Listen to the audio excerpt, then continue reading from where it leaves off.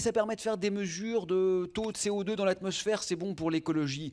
Oui, oui, oui, d'accord, mais enfin, sincèrement, on n'a pas besoin de satellites pour voir que la vie s'effondre.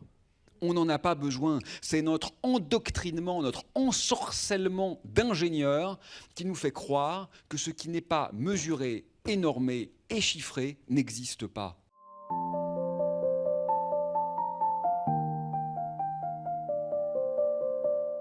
Si l'imagination vous manque et que vous vous dites « Ah bah oui, bah ok, il a raison. Un tout autre monde, ça serait mieux. » Mais lequel ? Après tout, que faire d'autre ? Ce qu'on fait là, c'est ce qu'on sait faire. C'est ce qui nous définit en tant qu'humains. Ne dites pas ça. C'est faux, c'est pas vrai et c'est même un peu raciste. Pourquoi ? Parce que d'autres civilisations, beaucoup d'autres civilisations, ont habité cette planète sans partager notre folie de prédation et presque de nécrophilie, c'est-à-dire d'amour de la mort. En fait, nous sommes quasiment les seuls à nous comporter comme ça. Donc ne vous dites pas, le reste est impossible. En fait, ce n'est pas vrai. Lisez un peu de ce qu'on appelle l'ethnologie ou l'anthropologie, et vous verrez que l'essentiel des êtres humains qui ont habité cette planète n'étaient pas comme nous et ne partageaient pas notre rapport à l'environnement. C'est une fable, c'est un mensonge de l'Occident contemporain que de tenter de nous faire croire qu'aucun ailleurs n'est possible. Et cette interrogation quant à la direction, à la finalité, moi je crois que ce n'est pas du tout un délire de rêveur, je crois que c'est en fait, au contraire, une question hyper rationnelle. Vous savez peut-être que nous sommes les héritiers de ce qu'on a appelé en Grèce ancienne le logos. Logos, c'est un mot qui veut dire plein de choses, mais qui veut dire avant tout la raison. Et c'est vrai que nous sommes les héritiers et héritières du logos, mais je voudrais vous dire pour le meilleur et pour le pire. Pour le meilleur, parce que c'est de là que viennent nos sciences, par exemple. Moi, j'aime les mathématiques, j'aime la physique, j'aime la biologie, et je vous incite à les aimer aussi. Mais également pour le pire, parce qu'on a oublié que cette forme-là de raison n'était pas la seule possible. Et pourtant, d'autres civilisations, pensez à l'Égypte par exemple, avaient précisément développé d'autres rapports au monde qui étaient tout aussi intelligents et peut-être moins prédateurs. Bien. À ce stade, vous êtes en train de vous dire, bon, pourquoi pas, mais ça reste quand même très abstrait tout ça. Vous n'avez pas tort. Si vous voulez que je me mouille un peu plus que ça, et au-delà de vous dire pensez, déconstruisez, remettez en cause, interrogez-vous, vous me dites, bon bah très bien, mais alors, et vous ? Pourriez-vous m'objecter, si vous vous posez cette question, vous répondez quoi ? Parce que c'est bien les questions, mais de temps en temps, des réponses, c'est pas mal non plus. Alors, je vais vous donner un exemple de ce que je crois être la meilleure réponse possible, moins sur la finalité, parce que ça, je pense que ça me placerait dans une posture presque de gourou, si vous voulez, que je n'ai pas envie d'accepter. Je n'ai pas à vous dire où vous voulez aller, ça c'est votre problème, c'est une question démocratique, ce n'est pas à moi d'y répondre pour l'ensemble des citoyens et citoyennes, mais en revanche, je vais revenir sur la question de la modalité en la subvertissant un peu, c'est-à-dire en la détournant un peu de son rôle subalterne, n'est-ce pas, que j'évoquais tout à l'heure. Autrement dit, plutôt que se demander que faire, revenons un instant au comment faire. Et demandons-nous s'il n'y a pas une manière de penser le comment qui en fait infléchit le vers où. Vous voyez ce que je veux dire ou pas ? Que tout à l'heure je vous disais ça ne sert à rien de se demander comment si on va toujours au même endroit. Je maintiens ça. Mais je crois qu'il y a une certaine manière de changer tellement le comment qu'en fait on ne pourra plus aller dans l'enfer. On ne pourra plus aller au même endroit. Ça, c'est ce que j'appelle une subversion. Et ma réponse, c'est d'essayer de penser poétiquement. Alors je vais m'expliquer. Là, vous vous dites, oh là là, la poésie, c'est quoi ? C'est les 3 vers de Ronsard que j'ai dû apprendre par cœur l'année dernière en 6e, c'était chiant. D'abord, vous avez tort, c'est pas chiant, c'est très beau, Ronsard. Mais c'est pas de ça dont je veux parler. Ça, c'est la poésie.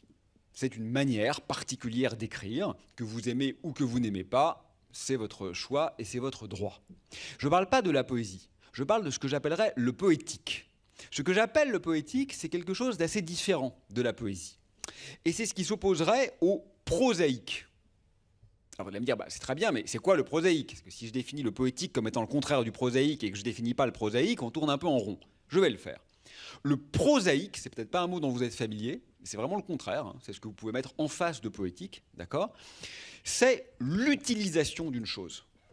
j'ai un stylo, je l'utilise, c'est prosaïque. Avec ça, je noircis ma feuille de papier, je remplis les papiers à l'administration que j'ai donné tout à l'heure, à la Maison de la Poésie, avec mon numéro de sécurité sociale. C'est prosaïque. J'ai utilisé ce truc pour arriver à une fin.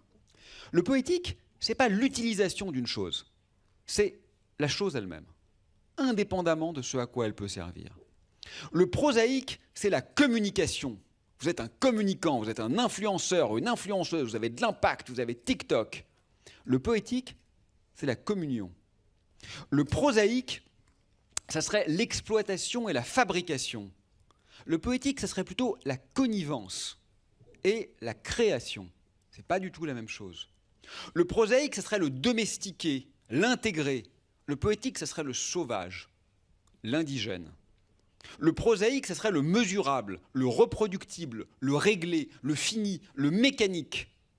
Le poétique, au contraire, ça serait la présence pleine et entière du monde, de soi et de soi dans le monde. Vous voyez, le prosaïque, c'est ce qui répondrait à nos besoins. Le poétique, c'est ce qui exprimerait nos désirs. Alors attention, on ne peut pas jeter le prosaïque. Je le redis une fois de plus. Évidemment, il nous faut du normé, du mesuré, du prévisible. On est bien content ce soir de pouvoir allumer le chauffage si on a froid. C'est prosaïque et c'est utile, on est bien d'accord. Mais peut-être avons-nous fait l'erreur de donner toute la place au prosaïque.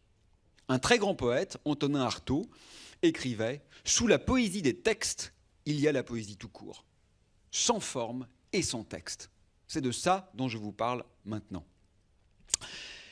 Alors, si vous voulez, je crois qu'il y a un exemple pour illustrer ce que j'essaye d'exprimer. On a commencé à 15, donc j'ai encore un quart d'heure, si je prends une heure. Ça va, vous tenez le coup? Non, parce que si c'est vraiment trop chiant, je peux arrêter avant, faut me dire. Et donc, je vais prendre un exemple, c'est le deuxième exemple pour lequel je me suis fait conspuer dernièrement, c'est le spatial. Parce qu'on peut critiquer tout le monde, sauf saint Thomas. Saint Thomas, c'est Thomas Pesquet. Alors du coup, je le critique, parce que moi, j'aime pas taper sur l'ambulance. Donc les gens que personne n'aime, on va pas leur taper dessus. Mais lui, tout le monde l'aime. Alors du coup, j'ai envie de prendre l'enclume. Mais je lui fais pas mal vraiment, c'est symbolique. Concrètement, je suis pas méchant. Je veux pas porter atteinte à son intégrité, mais en revanche, je veux porter atteinte à son symbole. Parce que, vous voyez, le poétique, c'est le ciel en lui-même. C'est ce que vous ne voyez plus là dans Paris. On ne voit plus le ciel. Le poétique, c'est ce que vous voyez quand vous allez à la campagne et que vous redécouvrez comme ça la Voie lactée qui nervure le firmament. C'est ce moment vraiment de vertige. C'est ça le poétique. Le prosaïque, c'est ces gigantesques fusées qui, dans un délire et un déluge de kérosène et de fer, viennent polluer l'espace, viennent non seulement émettre beaucoup de gaz à effet de serre et beaucoup d'agents polluants, mais viennent surtout porter atteinte aux symboles.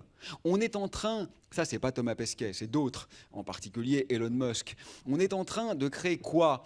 Des hôtels en apesanteur pour ultra riches. On est en train de créer des dépôts de carburant dans l'espace. On est en train de mettre tellement de satellites artificiels qu'on ne pourra même plus reconnaître les constellations. Vous vous rendez compte qu'il y avait quand même ce qu'on pourrait presque appeler une forme de sacralité dans le ciel. Quelque chose qui nous dépasse, quelque chose qui est juste beau d'être. C'est exactement ça le poétique. Le prosaïque, c'est l'utilisation du ciel. Pourquoi? Généralement pour beaucoup de merde. De temps en temps, pour quelques trucs profitables, on me répond « Ah oui, mais ça permet de faire des mesures de taux de CO2 dans l'atmosphère, c'est bon pour l'écologie. » Oui, d'accord, mais enfin, sincèrement, on n'a pas besoin de satellites pour voir que la vie s'effondre. On n'en a pas besoin. C'est notre endoctrinement, notre ensorcellement d'ingénieurs qui nous fait croire que ce qui n'est pas mesuré, normé et chiffré n'existe pas. Voilà où il faut être poète. Réinventer un rapport au monde qui n'exclut pas la science. Moi, je suis astrophysicien et j'aime ça. Mais qui fait de la science une modalité du réel et non pas la totalité de celui-ci.